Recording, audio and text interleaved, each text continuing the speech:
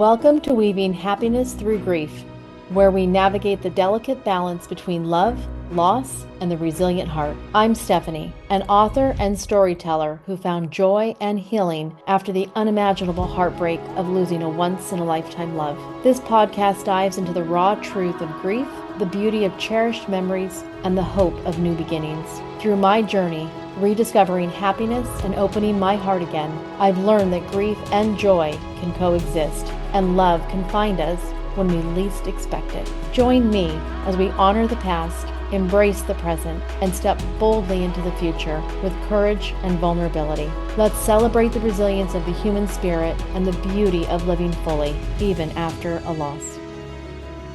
Welcome back.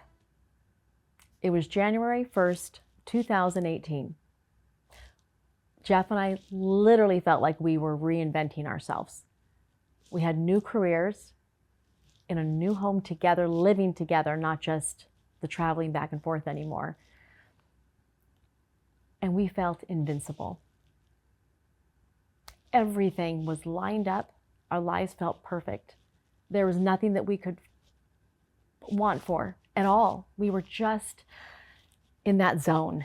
Everything was just perfect for us. I remember sitting on New Year's Eve, right the day before, and we're quiet, alone in a little booth, and we're just looking at each other, and we're thinking, God, like, this is really happening. Like, our lives, like, we can't believe we did this, and we're here, and we get to live together now. And at the time, we were 49. We were both turning 50 later that year. And we were so excited for the second half of our lives to completely unfold and just see where that took us. We had just finished filming with this BYOB. They wanted to do one more take, so they called us around Valentine's Day. It was right before. And they're like, can we come back to the salon and kind of do a little after and see what it looks like? And we're like, sure, no problem. And Jeff was just not feeling himself. Something wasn't quite right. We didn't really know what it was. Just a little sinus infection or something. So they came to the house, and he was very irritable, but he's like, okay, let's just do it and get it over with. So we do. We do the filming with them, they leave, and the sinus infection is just going on. And it's right around Valentine's Day it started. And then it turned into one medication, another medication. We couldn't quite figure out what it was. But we were so excited, and I was going into work every day. He was with me every day. We were side by side in our salon. We loved the stylist. We loved the newness of this new life that we'd created, and also this new careers that we had. Not only was it something to pay the bills, but we enjoyed it. Like, we both loved to have, it felt like we were inviting people in our home every day. We would serve them a glass of wine, serve them a soda. They would get their hair done. They would come in. They would leave happier than when they came in, unlike our other careers where everybody was coming in usually for something that wasn't good in their life, either legally or medically for him and his career. And so everything was going so well. And the sinus infection, we just couldn't get rid of it. So into March, I'm going to stay home today, Steph. And I was like, all right, no worries. So he would start to stay home occasionally, and one day turned into maybe 2 or 3. And then I'm like, well, you just need to rest, babe, and take some more medications and it'll pass. In the past, Jeff had had polyps years prior, and we just kind of thought maybe it has something to do with that, and we're just kind of playing it off in our heads like it's going to pass. We all get something or another. And we're both not big worriers. Not warriors, but worriers. And we didn't worry a lot about these things. Well, oh, it'll pass. Well, we write it off. And so we did. And then it got to the point where he was just really feeling like he started getting more tired and exhausted. And in fact, one time he did try to come in with me, even though he wasn't coming in to work with me pretty well anymore at this point. It was like late March, early April. And he had me pull over on the freeway.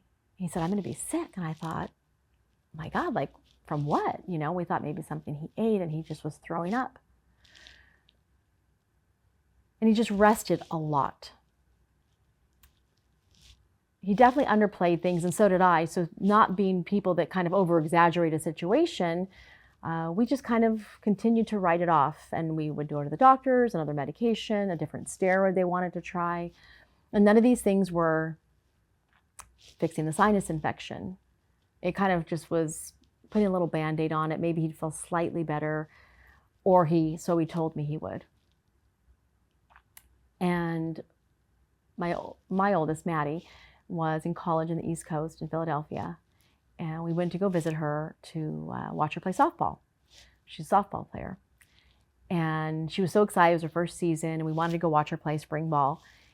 Jeff wasn't feeling well, and I thought about maybe I should go alone, and he insisted on going. And we had just taken her to get set up her college room in the summer prior.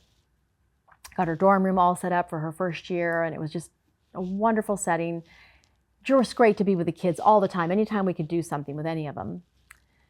So we thought, okay, we'll do a quick weekend away, get to Philly and back, go watch Maddie play, and then we got to get this sinus infection taken care of. We get to Philadelphia, and he's not himself still. Kind of started feeling worse, and we kind of thought, well, maybe it's the flight, the elevation, he caught something else. And you're just, in your head, you're not adding it up, and you're just thinking it's something else. Like, we're not even thinking anything bad, really, like just annoyed. We're annoyed at this damn sinus infection. We can't get rid of it. So we say our goodbyes to Maddie. We watched her on the field, enjoyed some time with her. And on the flight back, like, I just had this uneasy feeling, like just something just was gnawing at me, like something wasn't right. And I could see that he was really holding more in. I didn't say a whole lot to him. He was a very proud man, very strong, very vibrant, but now he was becoming a little bit more withdrawn. And it wasn't until we got back home that I just, in my gut, I knew something wasn't right. And I would ask him more about it, and he just kept, it'll be fine, I'm fine, it'll be fine. And then one day it wasn't. As we close this episode of Weaving Happiness Through Grief, I want to thank you for joining me on this journey of remembrance, resilience, and rediscovery. Loss is a path none of us choose, but together we can walk through it, honoring the love that was and of the life that still awaits us. If today's story touched a part of your own journey, know that you're not alone. Grief, though profound, doesn't close us off from joy. It teaches us how to hold space for both love and loss. And sometimes, it opens our hearts to unexpected new beginnings. Join me next time as we continue to explore healing, acceptance, and the beautiful bittersweet moments that remind us life can still be filled with happiness. And remember, while we honor the love that has shaped us, we open ourselves to the hope that the future holds.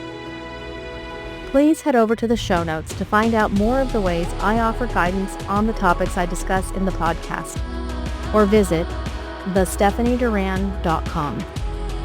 Until next time, take gentle steps forward, hold your memories close, and know that joy and love in all its forms continues on.